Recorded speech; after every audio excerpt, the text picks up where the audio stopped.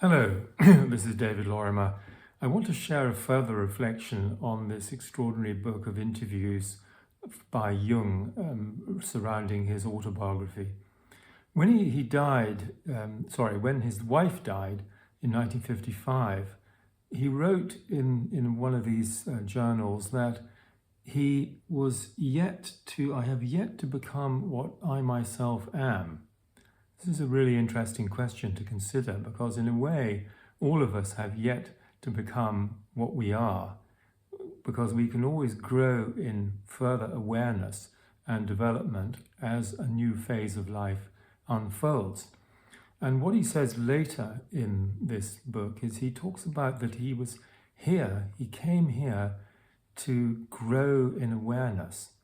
And this, I think, is a task for all of us, to grow in awareness, but for him it was an absolute passion, and it singled him out as someone really remarkable.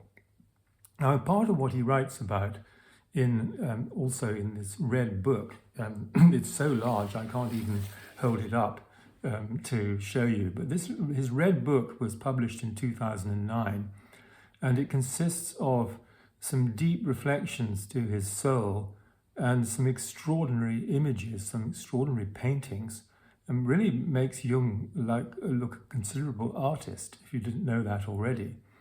And in the first part, he talks about his sort of descent into the unconscious. This was happening in 1913, soon after the break with Freud. And he talks about the spirit of the time and the spirit of the depths. Now, the spirit of the time is what we're all subject to, which is public opinion, respectability, doing the right thing, conformity, being normal.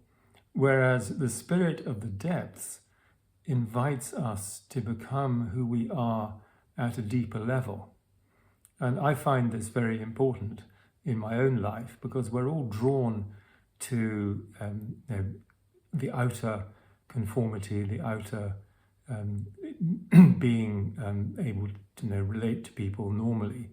But there's something that stirs within us that draws us in towards the more universal aspect of ourselves. If you like, it's moving from the self with a small s to the self with a large S, which Jung called individuation. So I suppose the question to reflect on is, to what extent do we compromise ourselves with conformity to the spirit of the time?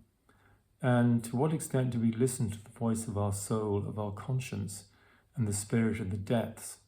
Because I think we're really here to express the spirit of the depths as it comes out from our own center.